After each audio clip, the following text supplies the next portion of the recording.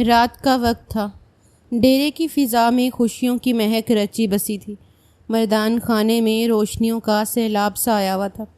باہر صحن میں مہندی اور نکاح کی مشترکہ تقریبات کے بعد اب اندر محفل جمی ہوئی تھی۔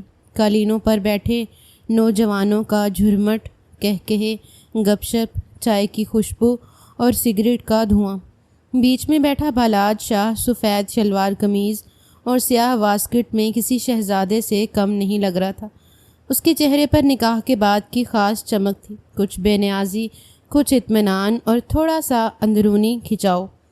وہ چائے کی چسکی لیتے ہوئے خاموش مسکراہٹ کے ساتھ دوستوں کی باتیں سن رہا تھا۔ حالانکہ دل اپنی دلہن کے پاس جانے کو مچل رہا تھا، مگر محفل کا بھی پاس رکھنا تھا۔ اس طرح وہ کمرے میں نہیں جا سکتا تھا۔ اسی اثناء میں اس کا چچا زاد بھائی عظیم کہکہا لگاتا ہوا آیا اور اس کے ساتھ ہی بیٹھ گیا۔ وہ بالاج کے کندھے پر ہاتھ مارا اور ہنستے ہوئے بولا، آج تو بھائی کی خیر نہیں، بھابھی صاحبہ ان سے بڑی جو ہیں، آج تو دبائے رکھیں گی اور یہ معصوم سا شاہ ان کے ہر ظلم کا حساب چکتا کرے گا۔ محفل میں ایک لمحے کی خاموشی کے بعد کہکہوں کی لہر دوڑ گئی۔ مجمع سے یکدم آواز بلند ہوئی، عظیم صحیح کہہ رہا ہے، پہلی رات ہی پتہ چلتا ہے کہ اصل مرد کون ہے۔ مجھے نہیں لگتا ہماری بھابھی ہمارے شاہ بھائی کو آج بخشیں گی۔ آج تو بالاج بھائی گئے کام سے۔ بالاج نے ہلکی سی ہنسی کے ساتھ نظریں عظیم پر گاڑ دیں۔ کیوں بھائی، آپ کو ایسا کیوں لگتا ہے کہ ہماری عورت ہمیں دبا دے گی؟ وہ اس کو دیکھتے ہوئے قدرے سرد لہجے میں بولا تھا۔ وہاں بیٹھے ہر شخص کو بالاج کے لہجے کی چھنک محسوس ہو گئی تھی۔ تمام لوگ یکدم سنبھل گئے تھے، کیونکہ ہر شخص کو معلوم تھا بالاج شاہ کا دماغ اگر ایک دفعہ گھوم جائے تو ہر بڑی سی بڑی محفل وہ برباد کرنے میں لمحہ لگاتا تھا۔ اسی لیے سب نے چپ رہنے میں عافیت جانی تھی، سوائے عظیم کے، جو جان بوجھ کر تیلی لگا رہا تھا۔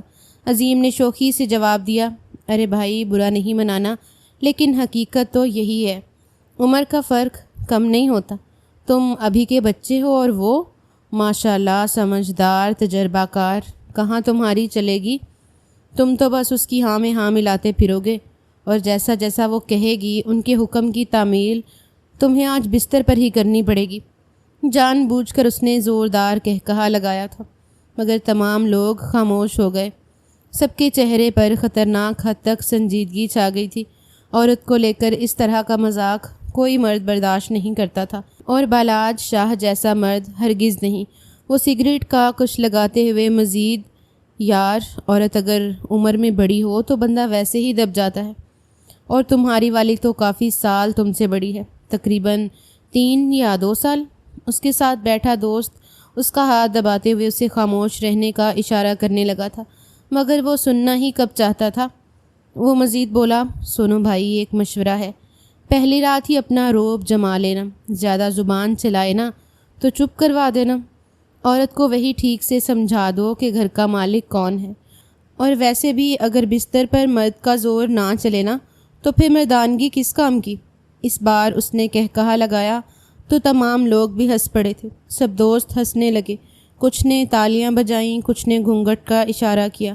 محفل ہنسی مذاق میں گم ہو گئی تھی، مگر بالاج ایک دم خاموش ہو گیا تھا۔ اس کے لبوں پر مسکراہٹ تو تھی، لیکن آنکھوں میں جیسے الجھن کی ایک تہ اتر آئی تھی۔ وہ گردن جھکا کر چائے کا خالی کپ گھورنے لگا۔ عظیم اس کے کندھے پر ہاتھ مار کر مزید بولا، اوئے کیا ہو گیا، سوچ میں پڑ گیا کیا؟ زیادہ نہ سوچ، میرا بھائی ہی میدان میں فتح کر کے آئے گا۔ بالاج ہلکا سا مسکرایا، مگر آنکھیں گہری ہو چکی تھیں۔ اس کے ذہن میں عجیب خیالات گردش کرنے لگے تھے۔ کیا واقعی اس نے غلطی کی ہے؟ کیا خود سے بڑی لڑکی سے نکاح کر کے اس نے اپنی طاقت، اپنا اختیار، اپنی مردانگی کسی اور کے حوالے کر دی ہے؟ نہیں، ایسا نہیں ہوگا۔ اس نے بے اختیار سر نفی میں ہلایا تھا اور اپنے دل کی نفی کی تھی۔ وہ اب اس محفل میں اٹھ جانا چاہتا تھا، مگر ان لوگوں کی باتیں ختم ہی نہیں ہو رہی تھیں۔ ایک دوست مزید بولا، یار بالاج بھائی سنبھال لے خود کو، اب تیرے دن نہیں، تیرے امتحان شروع ہوئے ہیں۔ بالاج نے آہستہ سے گہری سانس لی۔ وہ بظاہر مسکرا رہا تھا، لیکن دل کے اندر سوالوں کا طوفان اٹھ چکا تھا۔ کیا نکاح صرف اختیار کا کھیل ہے؟ کیا مرد کو ہمیشہ ثابت کرنا ہوتا ہے کہ وہ حاوی ہے؟ یا یہ رشتہ سمجھوتے، محبت اور عزت کا ہوتا ہے۔ اس کے سامنے ابھی ایک نئی زندگی کا دروازہ کھلا تھا، لیکن وہ دروازہ اعتماد کے بجائے خدشات سے بھرا لگ رہا تھا۔ وہاں بیٹھے ہر شخص کے لیے ہر بات مذاق تھی، مگر اس کے لیے یہ باتیں مذاق نہیں تھیں۔ اس کی پوری زندگی تھی جس کو سوچ سوچ کر اس کا دماغ اب تھکنے لگا تھا۔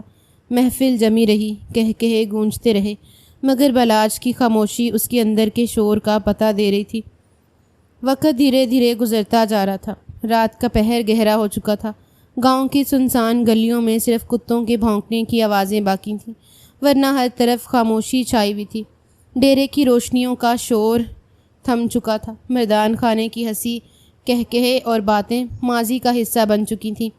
اب سب اپنی تھکن لیے بستروں میں جا چکے تھے، اسی لیے اپنے باپ کے اشارے پر وہ بھی اپنے کمرے کی طرف بڑھا تھا۔ بلاج شاہ دھیمے قدموں سے ڈیوڑی عبور کر کے اندرونی ہجرے کی طرف آیا۔ ہر قدم کے ساتھ اس کے سینے میں کسی انجانے طوفان کی دھڑکن تیز ہوتی جا رہی تھی۔ کمرے کا دروازہ نیم ہوا تھا۔ اس نے ہلکے سے دھکیل کر بند کیا اور ایک لمحے کو وہیں کھڑا ہو گیا۔ نہ جانے کیوں اسے عجیب سی گھبراہٹ ہونے لگی تھی۔ اس نے اپنا سر جھٹک دیا تھا۔ سامنے ہی بستر پر اس کی دلہن سرخ لباس میں سجی ہوئی، دوپٹہ سر پر جمائے، پلکیں جھکائے بیٹھی تھی۔ کمرے میں ہلکی زرد روشنی جل رہی تھی جو اس کے چہرے پر پڑ کر اس کے حسن کو اور بھی نمایاں کر رہی تھی۔ چاندنی کھڑکی سے آ کر بستر پر پھیل رہی تھی۔ منظر مکمل تھا، مگر ایک انجانہ بوجھ، ایک کشمکش بلاج کے اندر ہلچل میں جا رہی تھی۔ اس نے گہری سانس لی، ایک آخری بار خود کو سنبھالا اور آہستہ سے اس کی طرف قدم بڑھائے۔ چند قدم کے فاصلے پر رک کر وہ بولا، کیا میرا زیادہ انتظار کرنا پڑا؟ الہادی نے آہستہ سے پلکیں اٹھا کر اس کی طرف دیکھا۔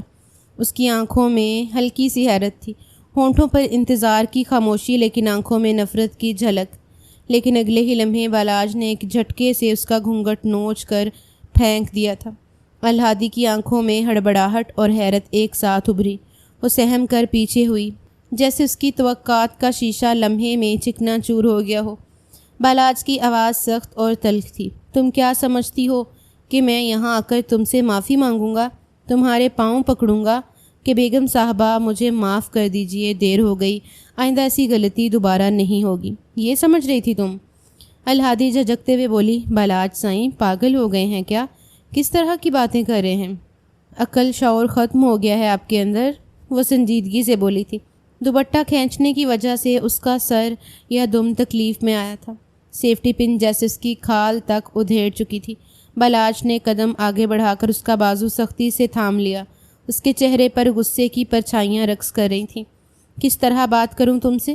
یہاں کی ملکہ ہو جو تمہارے سامنے سر جھکا کر بات کروں میں؟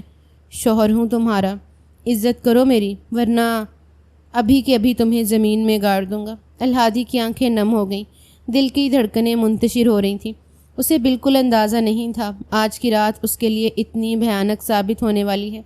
آگے کے مرحلے کا سوچ کر ہی اس کی ہوا خشک ہونا شروع ہو گئی تھی، کیونکہ اس انسان سے کوئی بعید نہیں تھا کہ وہ کچھ کر گزرے۔ وہ ہمت کر کے اس کو دیکھتے ہوئے بولی، بس بہت ہو گیا، آپ پاگل ہو چکے ہیں۔ یہ مت بھولیے کہ آپ مجھ سے چھوٹے ہیں، اور یہ بھی مت بھولیے کہ رشتہ عزت سے بنتا ہے، زور سے نہیں۔ اور آپ، اس کے جملے بھی مکمل بھی نہیں ہوئے تھے کہ ایک زوردار تھپڑ اس کے رخسار پر پڑا۔ لمحے میں کمرے کی فضا جیسے ٹھہر گئی، وہ ساکت ہو گئی، سانسیں رک سی گئی تھیں۔ الہدا کو بالکل اندازہ نہیں تھا کہ وہ اس درندگی پر اتر آئے گا۔ بلاج اس کے دونوں بازو سختی سے پکڑ کر جھنجھوڑتے ہوئے بولا، بہت بولتی ہو، آج کی رات تمہیں سمجھ آ جائے گا کہ چھوٹا ہوں یا بڑا، تمہاری اوقات کیا ہے اور تمہارے ساتھ کیا کچھ ہو سکتا ہے۔ یہ کہتے ہی وہ اس کے ہونٹوں پر جھک گیا تھا۔ اپنی سانسیں اس کی سانسوں سے الجھا دی تھیں۔ وہ اسے اپنے آپ سے دور دھکیل دینا چاہتی تھی، مگر وہ اس پر قابض ہو گیا تھا۔ بے شک وہ اس سے 2 سال چھوٹا تھا، مگر قد اور طاقت میں اس سے کئی زیادہ بڑا تھا۔ وہ اپنی سانسیں روک چکی تھی، مٹھیاں بھینچے وہ مسلسل اسے دور کرنے کی جدوجہد میں لگی ہوئی تھی، مگر وہ اب اس کی گردن کو اپنا نشانہ بنا چکا تھا۔ اپنے دانت گاڑ کر اس پر اپنی ملکیت کی چھاپ چھوڑ گیا تھا۔ وہ مکمل طور پر نڈھال ہو رہی تھی، اسے دور کرنے میں ہلکان ہو رہی تھی، لیکن وہ باز نہیں آنے والا تھا۔ اس نے بے دردی سے نوچ کر اس کے زیورات پرے پھینکے تھے اور اس پر چڑھ دوڑا تھا۔ جیسے اس نے اس کے کندھے سے شرٹ کھسکائی، اس کی جان ہوا ہو گئی تھی۔ وہ نم لہجے میں بولی، مت کرو پلیز، رک جاؤ، ہم بات کرتے ہیں پہلے۔ مگر اب وہ سننے کا ارادہ نہیں رکھتا تھا۔ کمرے کی لائٹس آف کر کے وہ اب مکمل طور پر اس پر حاوی ہو گیا تھا، اس بات سے بے خبر کہ زندگی اس سے کتنا بڑا امتحان لینے والی ہے۔ پوری رات وہ اس نازک جان کو ہلکان کرتا رہا، جبکہ وہ تڑپتی رہی، لیکن وہ دور نہیں ہوا۔ اس کا ماننا تھا کہ یہ رات اس کی ہے، جس طرح وہ چاہے کر سکتا ہے۔ اگلی صبح کا سورج پوری آب و تاب سے روشن ہوا تھا۔ کمرے کی فضا میں ہلکی سی روشنی داخل ہو رہی تھی۔ کھڑکی کے کنارے سے سورج کی پہلی کرنوں نے پردے کی اوٹ سے اندر جھانکنا شروع کیا تھا۔ خاموشی تھی، مگر دیواروں پر رات کی تلخی کی ہلکی گونج اب بھی باقی تھی۔ بستر پر دراز بلاج شاہ کی آنکھ دھیرے دھیرے کھلی۔ نیند اور تھکن سے بوجھل پلکوں کو اٹھا کر اس نے ارد گرد کا جائزہ لیا۔ اس کے چہرے پر بیزاری کا واضح عکس تھا، جیسے اس کی صبح کا آغاز کسی گھٹن، کسی الجھن سے ہوا ہو۔ اس نے رخ موڑ کر آئینے کی طرف دیکھا اور لمحے بھر کو جیسے سانس لینا بھول گیا۔ آئینے کے سامنے الہدا اپنے کھلے بالوں کے ساتھ بیٹھی ہوئی تھی۔ وہ اپنی مانگ نکال رہی تھی، چہرے پر اداسی، آنکھوں میں نیند کی نمی اور لبوں پر خاموشی رقص کر رہی تھی۔ اس کے سرخ ہونٹ بالاج کا گلا خشک کر گئے۔ وہ بستر پر چپ چاپ لیٹا خمار زدہ نظروں سے اسے تک رہا تھا، ہر لمحہ جیسے اس کے اندر ایک تیز ہوتی آگ کو ہوا دے رہا تھا۔ کچھ دیر وہ خود کو کنٹرول کرتا رہا اور پھر اچانک اٹھ بیٹھا۔ وہ اس کی تھی، اس کے کمرے میں تھی۔ یہ احساس خشک کن تھا، مگر اس وقت اس کا جان لیوا حسن اس پر بجلی کا اثر کر رہا تھا۔ وہ بے حد آہستگی سے بستر سے اترا تھا اور قدم با قدم چلتا ہوا اس کے پیچھے جا کر کھڑا ہوا تھا۔ اس سے پہلے کہ الہدا کچھ محسوس کرتی، بالاج نے اس کی گردن کے گرد بازو ڈال کر اسے اپنی طرف کھینچا اور اس کے ہونٹوں پر اپنا تسلط جما گیا۔ وہ پھڑپھڑائی تھی، لیکن بالاج کی گرفت کافی مضبوط تھی۔ چند لمحے بعد وہ اس سے علیحدہ ہوا تھا۔ اس کے کچھ بولنے سے پہلے ہی اس کی تلخ آواز کانوں میں پڑی، یہ اتنا حسن کس کو دکھانا ہے؟ شوہر تمہارا کمرے میں ہے اور تم باہر جانے کے لیے طرح طرح سے سنور رہی ہو۔ وہ اس کے سرخ ہوتے گالوں کو اپنی آنکھوں میں بساتے ہوئے تلخی سے بولا تھا۔ الہدا نے حیرت اور الجھن سے اسے دیکھا۔ بس نہیں چل رہا تھا اس کے بال نوچتے، مگر خود کو کنٹرول رکھتے ہوئے وہ حیرت سے بولی، پہلی بات، آپ بنا اجازت مجھے اس طرح کیسے چھو سکتے ہیں؟ اور کیا ہو گیا ہے تمہیں بالاج؟ کیوں بات بے بات بھڑک رہے ہو؟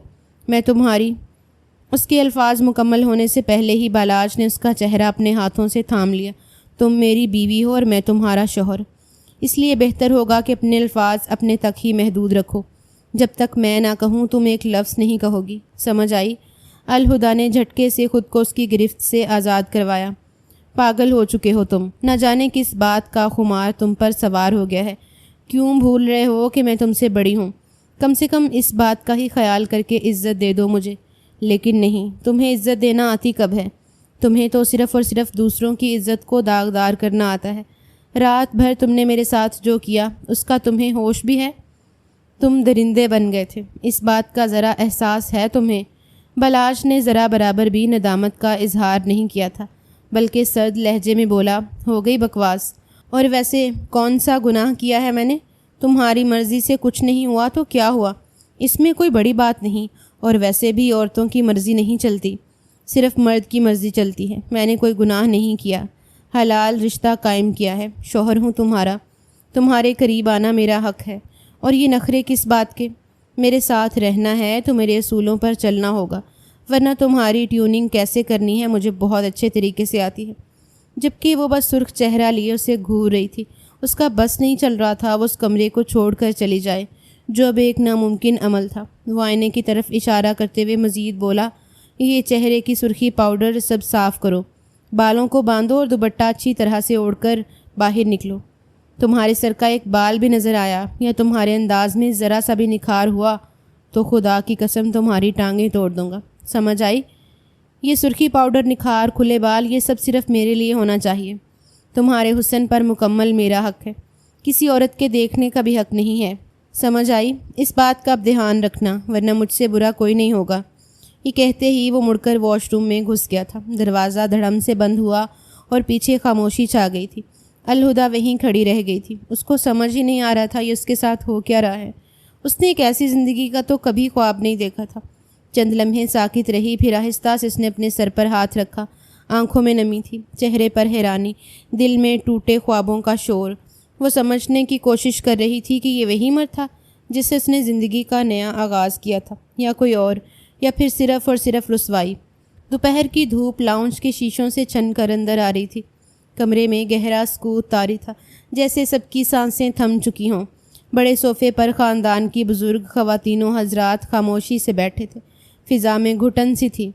الہدا سنگل صوفے پر بیٹھی نظریں جھکائے اپنے ہاتھ کی انگلیاں آپس میں الجھائے ہوئے تھیں۔ اس کی سانسیں تیز چل رہی تھیں، مگر وہ خود کو سنبھالے بیٹھی تھی۔ سامنے صوفے پر بالاج بے تاثر چہرے کے ساتھ اسے گھور رہا تھا۔ اس کے انداز میں بے چینی بھی تھی اور غصہ بھی۔ اس کے بال صاف نظر آ رہے تھے جو اسے بالکل برداشت نہیں ہو رہے تھے۔ چند لمحے بعد الہدا نے آہستگی سے سر اٹھایا تھا۔ بچپن سے لے کر بڑے ہونے تک اس نے ہمیشہ اپنی آواز بلند کی تھی، کبھی بھی اپنا حق جانے نہیں دیا تھا، تو بھلا اب کیوں خاموش رہتی؟ اس نے گہری سانس لی اور آہستگی سے اٹھ کھڑی ہوئی۔ لمحے بھر کے لیے بالاج کے ماتھے پر بل پڑے تھے۔ اس کا کھڑا ہونا اس کی سمجھ سے باہر تھا۔ وہ تمام بزرگوں کی طرف دیکھتے ہوئے لرزتی آواز میں بولی، پلیز اٹینشن، مجھے آپ سب لوگوں سے بات کرنی ہے۔ اس کی بلند آواز پر کمرے میں مکمل خاموشی چھا گئی تھی، جبکہ وہ اپنی دادی کو دیکھتے ہوئے سخت لہجے میں بولی، میں جانتی ہوں آپ سب کو میری یہ بات بہت نامناسب لگے گی اور بہت عجیب بھی، مگر یہی حقیقت ہے۔ میں اس رشتے کو مزید آگے نہیں بڑھانا چاہتی، میری بس ہو گئی ہے، خدارا مجھے بخش دیجیے۔ کمرے میں ایک ہلکی سی سرگوشی ہوئی، جیسے کسی نے دبی زبان میں استغفر اللہ کہا ہو۔ ہر آنکھ حیران تھی، کسی کو سمجھ نہیں آ رہا تھا یہ ہوا کیا ہے۔ یہ الفاظ نہیں، گویا خنجر تھے جو تمام وجود میں پیوست ہوئے تھے۔ وہ جو ابھی تک سکون سے بیٹھا ہوا تھا حیران ہو کر سیدھا ہوا تھا، آنکھوں میں شعلے دہک اٹھے تھے۔ الہدا نے خود کو مضبوط کرتے ہوئے بات جاری رکھی، مجھے پتا ہے آپ سب کے لیے یہ ناقابل برداشت بھی ہو سکتی ہے، لیکن میں اپنے دل پر بوجھ رکھ کر یہ زندگی شروع نہیں کر سکتی، کیونکہ میری انتہا ہو چکی ہے۔ میں اپنے سے چھوٹے کزن کے ساتھ اپنا رشتہ شروع نہیں کر سکتی، کیونکہ جب تک یہ شخص بڑا نہیں ہوگا اس کے پاس عقل شعور نہیں آئے گا۔ یہ شادی زبردستی کی گئی ہے جو میں نہیں نبھا سکتی۔ ہر انسان کی طرح مجھے بھی ایک ہی زندگی ملی ہے جسے میں بھرپور طریقے سے جینا چاہتی ہوں، گھٹ گھٹ کر اپنے آپ کو ختم نہیں کرنا چاہتی۔ میرے سر پر بندوق رکھ دی گئی کہ اگر شادی سے انکار کیا تو خاندان سے نکال دیا جائے گا، قتل کر دیا جائے گا۔ یہ کہاں کا انصاف ہے؟ کس بیٹی کے ساتھ یہ ہوتا ہے؟ کمرے میں ایک دم سناٹا چھا گیا تھا۔ کچھ خواتین نے نظریں چرا لیں، کچھ نے آنکھوں میں بے یقینی سمیٹ لی تھی۔ کسی کو سمجھ نہیں آ رہا تھا ایک دن کی دلہن ایسے باتیں کیسے کر سکتی ہے۔ الہدا کی آواز اب واضح اور مضبوط ہو رہی تھی، لیکن آج میں کہتی ہوں کہ جو کرنا ہے کر لیں۔ میں بالاج کے ساتھ اپنی زندگی نہیں گزار سکتی۔ اس کے سر پر بڑے اور چھوٹے ہونے کا خمار سوار ہو گیا ہے۔ میں یہ نہیں کہتی کہ وہ چھوٹا ہے تو اچھا شوہر نہیں بن سکتا، مگر میں یہ ضرور کہوں گی کہ وہ پاگل ہو چکا ہے، اور اسے پاگل آپ لوگوں کی بے جا ڈھیل اور بے وجہ کی باتوں نے کیا ہے۔ بالاج کی آنکھوں کی چمک اب آگ میں بدل رہی تھی۔ وہ صوفے پر بیٹھے بیٹھے ایک لمحے کو اکڑا، جیسے ابھی اٹھ کھڑا ہوگا، لیکن چپ چاپ بیٹھا رہا۔ وہ بھی دیکھنا چاہتا تھا کہ اس کے اندر کتنی آگ ہے، کتنی لمبی زبان ہے۔ الہدا نے اس کی طرف دیکھے بغیر بات جاری رکھی، ہم سب جانتے ہیں اس کا مزاج کیسا ہے۔ جو بات اس کے ذہن میں آ جائے وہ کسی بھی طرح دماغ سے نہیں جاتی۔ اب اس کے دماغ میں یہ بات بیٹھ چکی ہے کہ میں اس سے بڑی ہوں اور وہ چھوٹا۔ اگر وہ مجھ پر رعب نہیں جمائے گا تو اس کے اندر کی انا چین سے نہیں بیٹھے گی، اور میں ایسے مرد کے ساتھ اپنی زندگی خوار نہیں کر سکتی جو عورت کو اپنی عزت سمجھنے کی بجائے پیر کی جوتی سمجھے۔ بالاج غصے سے کانپ اٹھا، کرسی سے اٹھ کھڑا ہوا، اس کی آنکھیں سرخ تھیں۔ الہدا نے ایک دم 2 قدم پیچھے ہٹ کر خود کو سنبھالا۔ کمرے میں کشیدگی کی لہر دوڑ گئی۔ ابھی وہ کچھ کہتا، ایک زوردار آواز گونجی، بالاج ہاتھ نہیں اٹھانا، مردان خانے جاؤ فوراً۔ یہ عزیزہ بیگم تھیں جنہوں نے بڑی شدت سے اسے روکا تھا۔ وہ اپنے پوتے کے ہر عمل سے واقف تھی۔ گھر میں مزید کشیدگی نہ پھیلے، اسی لیے انہوں نے معاملہ سنبھالنا چاہا تھا۔ بالاج چند لمحے ساکت رہا، پھر الہدا کو خونخوار نگاہوں سے گھورتے ہوئے بولا، بہتر ہوگا دادی اس کا دماغ آپ ٹھیک کر دیں، ورنہ اگر مجھے کرنا پڑا نا تو خدا کی قسم یہ کہیں منہ دکھانے کے قابل نہیں رہے گی۔ پھر آپ لوگ مجھے کچھ مت کہنا۔ یہ کہتے ہی وہ تیزی سے لاؤنج سے نکل گیا تھا۔ اس کے پیچھے 2 اور مرد بھی اٹھے اور خاموشی سے باہر چلے گئے۔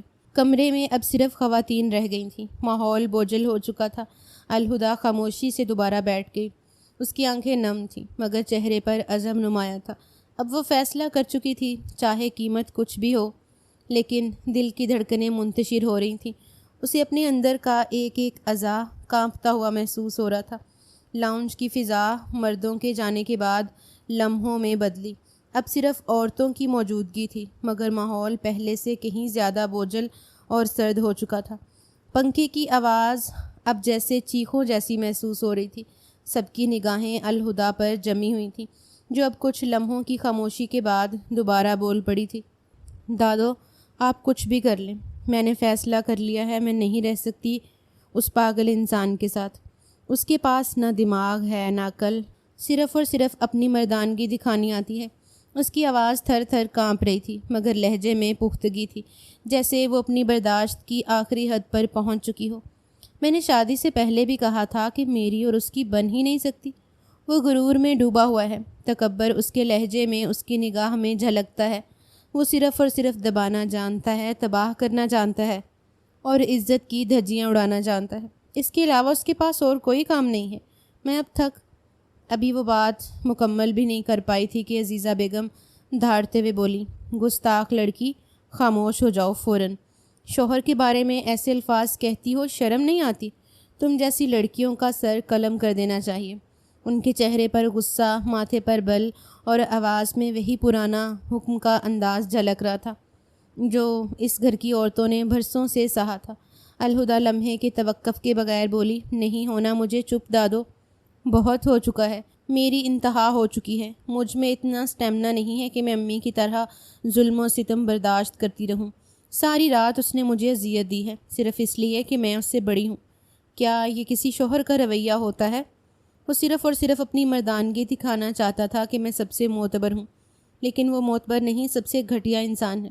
وہاں موجود لڑکیوں نے اپنے چہرے پر ہاتھ رکھا جبکہ عورتوں نے دانتوں تلے انگلیاں دبائیں تھیں۔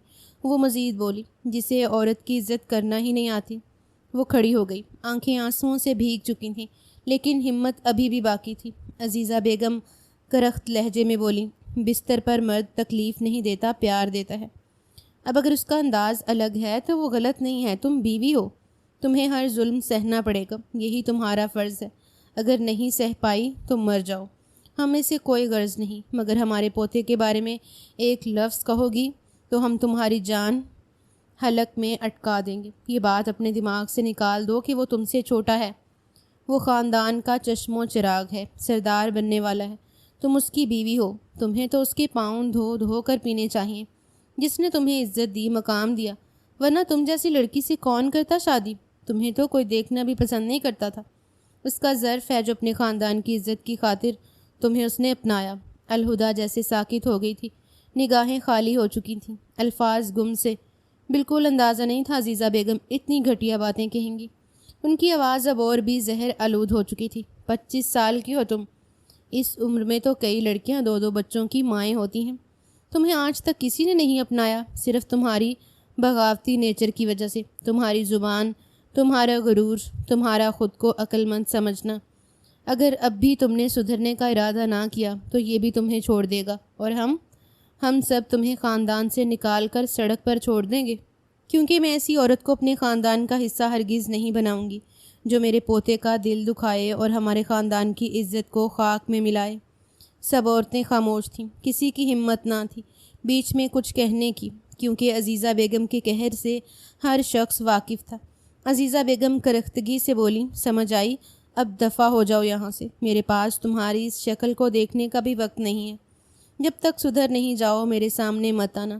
الہدیٰ نے ایک نظر عزیزہ بیگم پر ڈالی، آنکھوں میں نمکین سی چمک، لب کپ کپا رہے تھے۔ وہ کچھ کہنا چاہتی تھی لیکن زبان جیسے جواب دے گئی تھی۔ وہ دھیرے سے پلٹی اور روتی ہوئی وہاں سے باہر نکل گئی۔ اس کے قدموں کی چاپ آہستہ آہستہ دور ہوتی گئی اور لاؤنج میں صرف خاموشی باقی رہ گئی، خاموشی اور بے رحمانہ جملوں کی بازگشت۔ مردان خانے کی فضا اس وقت خاموش تھی، خوشبوؤں سے مہکتا، کچھ گھنٹوں پہلے کہکہوں سے گونجتا کمرہ اب سنجیدگی اور کشیدگی کی گرفت میں تھا۔ کونے میں ایک لمبے صوفے پر بلاج شاہ تنہا بیٹھا تھا، چہرے پر سختی، آنکھوں میں غصے کی چمک اور جبڑوں کی پکڑ اتنی سخت جیسے ابھی پھٹ پڑے گا۔ وہ انگلیوں کی پوروں سے میز کی لکڑی پر ہلکی تھپ تھپ کرتا جا رہا تھا اور اندر ہی اندر جیسے کسی آتش فشاں کی مانند ابل رہا تھا۔ اس کا ایک ایک لفظ اس کے سر میں ہتھوڑے کی مانند بج رہا تھا۔ صرف دادی بیگم کا احساس کر کے وہ وہاں سے چلا آیا تھا، ورنہ اس کا بس نہیں چل رہا تھا سامنے کھڑی لڑکی کا سانس روک دے۔ ابھی اسے وہاں بیٹھے کچھ ہی دیر ہوئی تھی جب عظیم اندر داخل ہوا۔ وہ معمولی بے فکری سے چلتا ہوا آیا اور اس کے ساتھ ہی بیٹھ گیا۔ تھوڑا جھک کر ہنسی دباتے ہوئے بولا، بھائی ایسا کیا کر دیا تو نے بھابھی کے ساتھ رات کو؟ صبح ہوتے ہی طلاق مانگ رہی ہے۔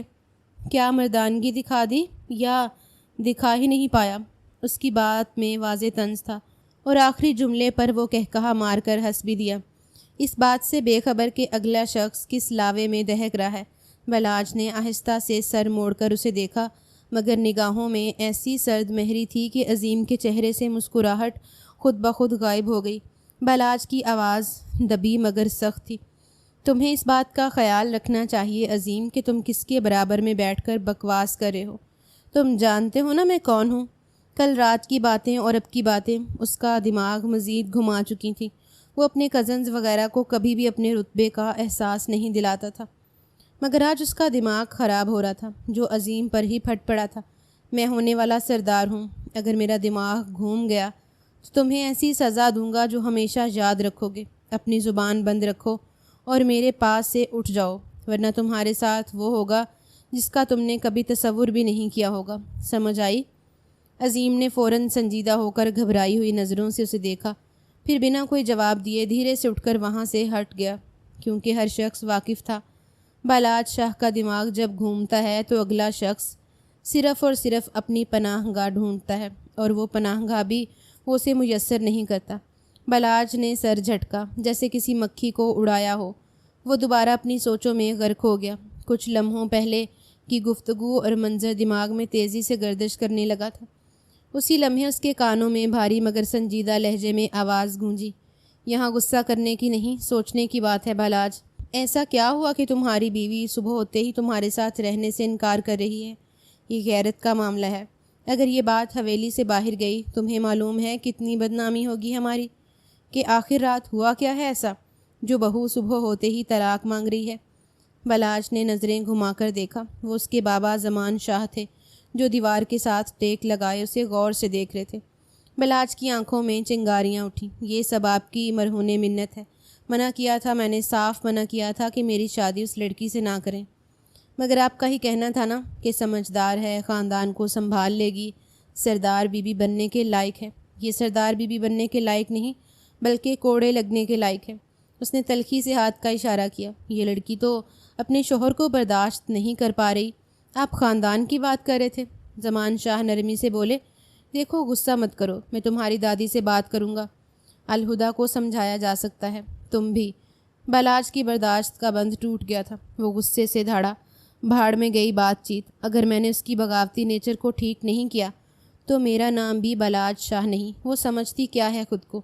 جب دل چاہے کسی کی بھی بے عزتی کرے، مگر میں اس کو اچھی طرح بتاؤں گا کہ میں کوئی کسی نہیں ہوں، اس کا شوہر ہوں جس کی عزت اسے ہر حال میں کرنی پڑے گی۔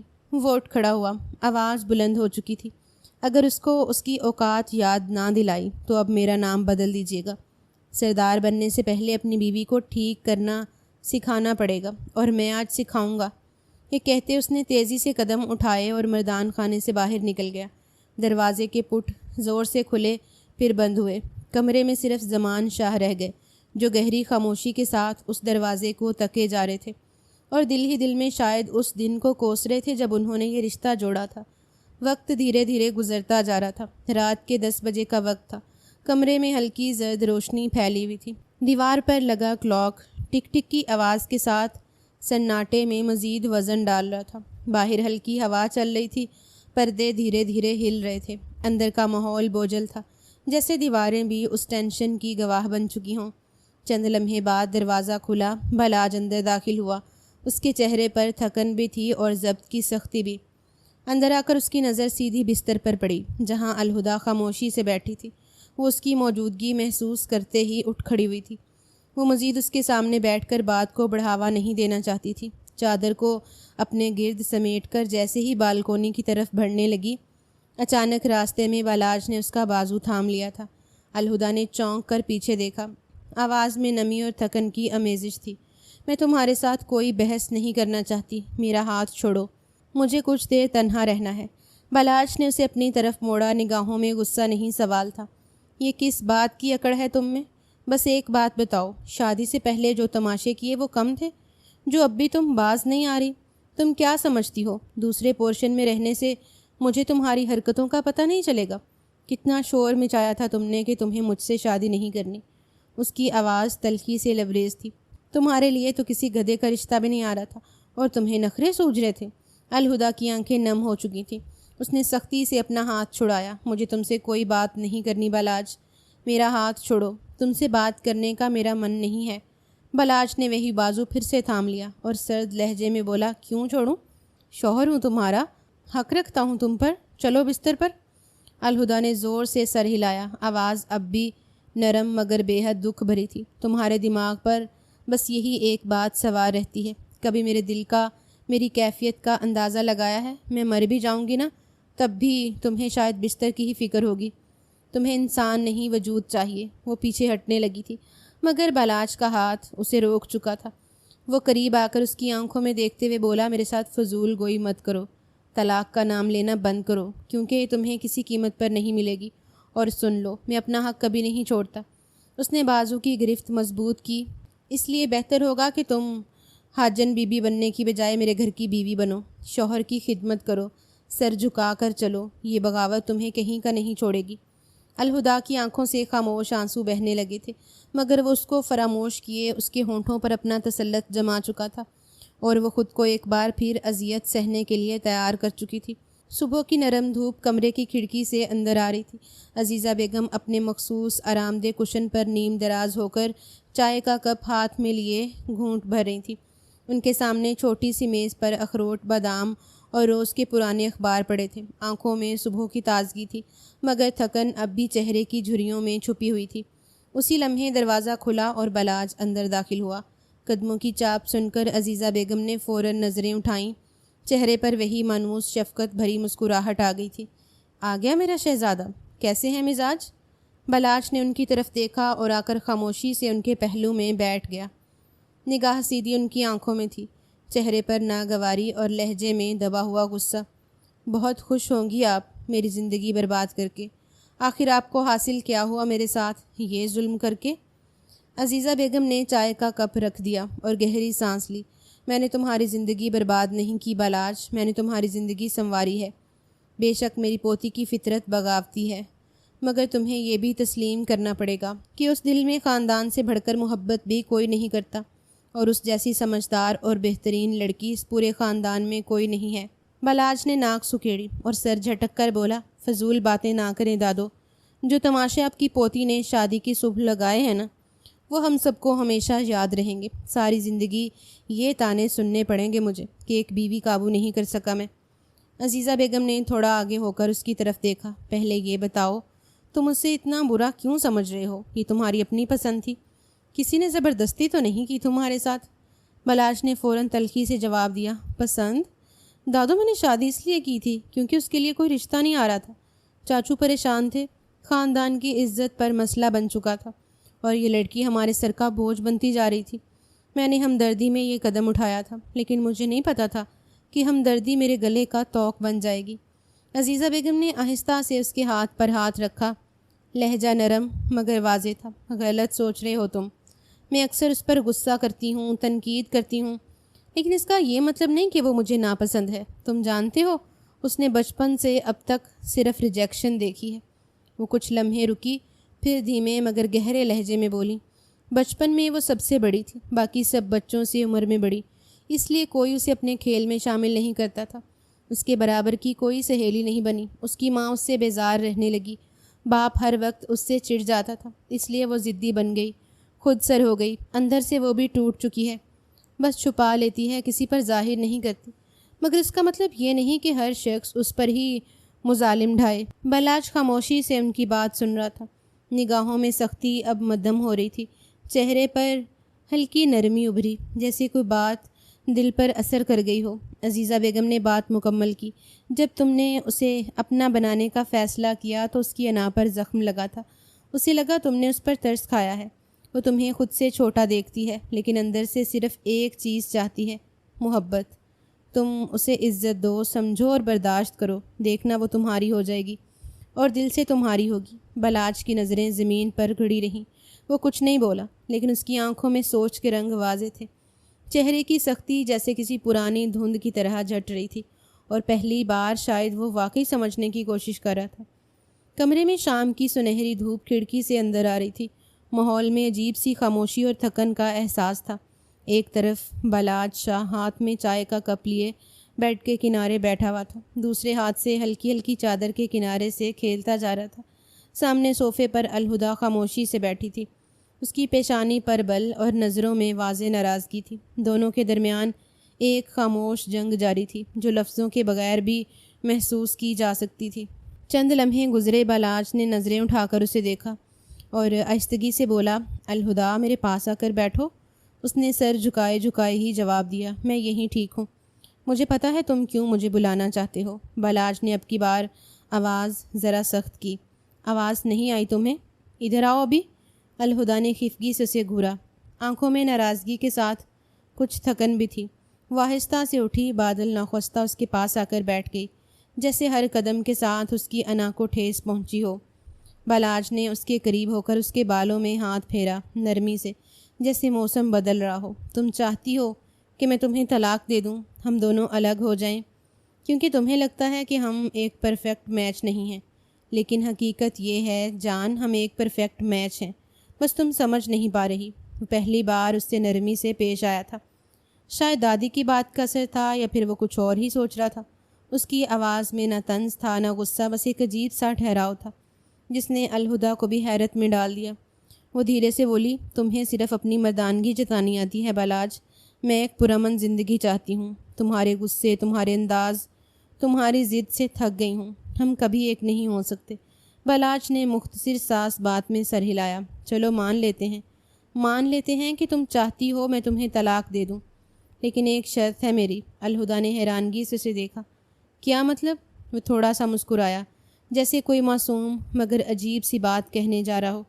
میری شرط یہ ہے کہ اگر میں تمہیں طلاق دوں تو میرے پاس کوئی ثبوت ہونا چاہیے کہ میں ایک مکمل مرد ہوں۔ الہدیٰ کی پیشانی مزید شکن آلود ہو گئی۔ کیا فضول بات کر رہے ہو تم؟ بلاج کا لہجہ بددستور نرم تھا۔ تم مجھے ایک بچہ دے دو، ایک بیٹا یا بیٹی، پھر تم آزاد ہو۔ پھر میں تمہیں بالکل بھی تنگ نہیں کروں گا، تمہاری زندگی تمہارے حوالے، مگر مجھے بدلے میں صرف اولاد چاہیے۔ الہدیٰ ایک قدم پیچھے ہوئی۔ یہ کیسا بیہودہ مذاق ہے؟ کیا مصیبت ہے تمہیں؟ تمہاری سوچ، تمہاری ڈیمانڈ، تمہاری غیرت کہاں گئی اب؟ بلاج نے ہلکا سا کہکہا لگایا مگر آواز میں خفگی نہیں تھی۔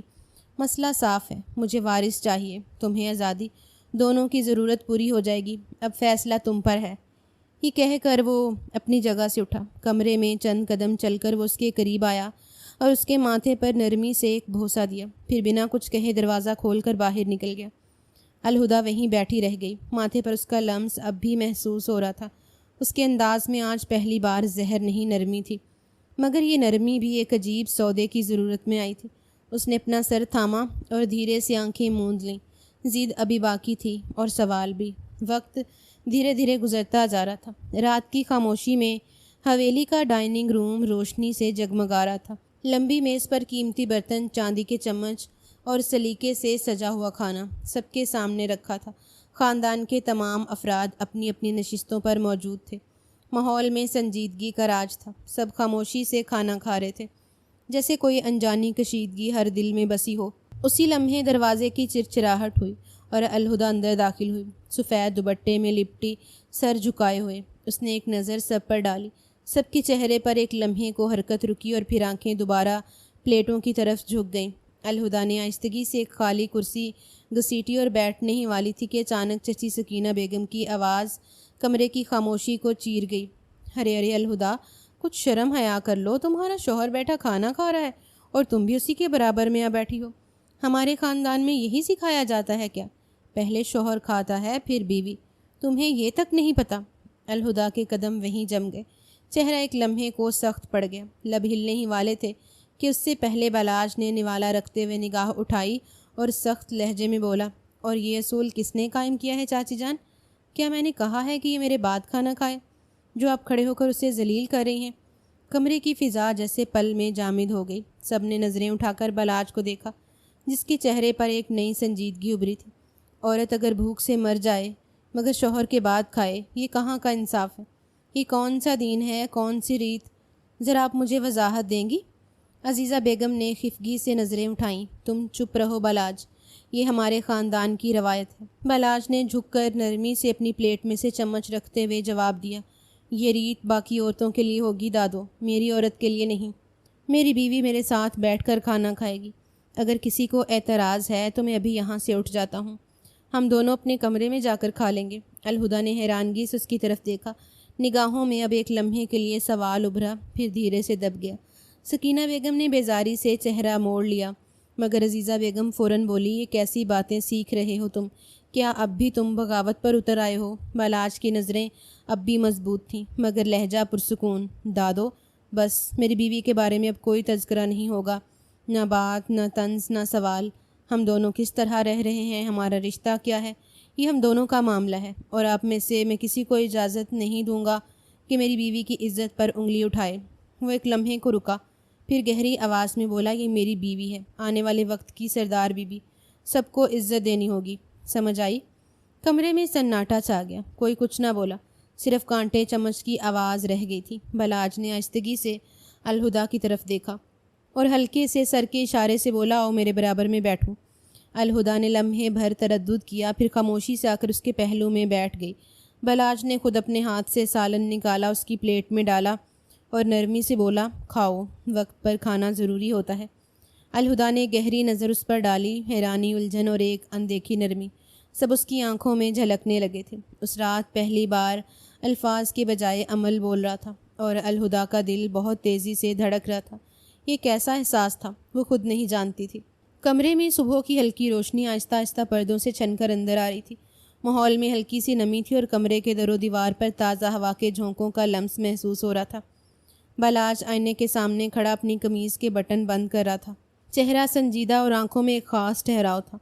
وہ آج پنچایت جانے کی تیاری کر رہا تھا۔ عین اسی لمحے واش روم کا دروازہ کھلا اور الہدیٰ باہر نکلی۔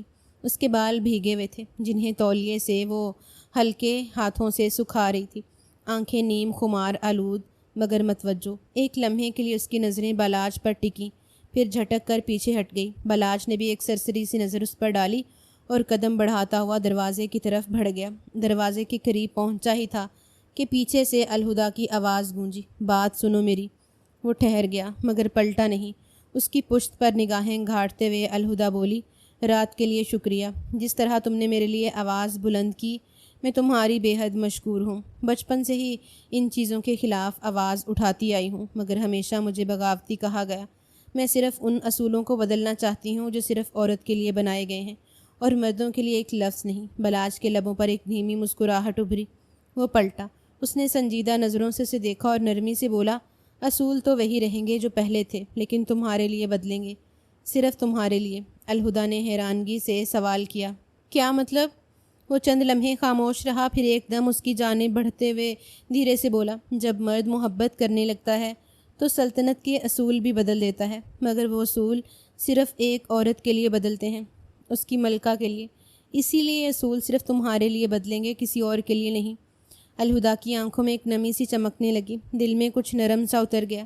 بلاج نے رخ موڑا اور دوبارہ دروازے کی طرف بڑھا۔ جب اس کی آواز ایک بار پھر رکی، بلاج، مجھے تم سے ایک اور بات کرنی تھی۔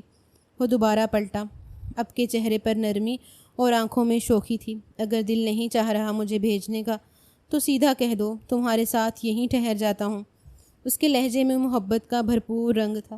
الہدیٰ کے چہرے پر پل بھر کو مسکراہٹ آئی، مگر خود کو سنبھالتے ہوئے وہ بولی، ایسی بات نہیں ہے، دراصل مجھے تم سے ایک اجازت چاہیے تھی۔ بلاج فوراً بات کاٹتے ہوئے نرمی سے بولا، اجازت؟ میری جان، آپ حکم کریں، اجازت کیوں مانگ رہی ہیں؟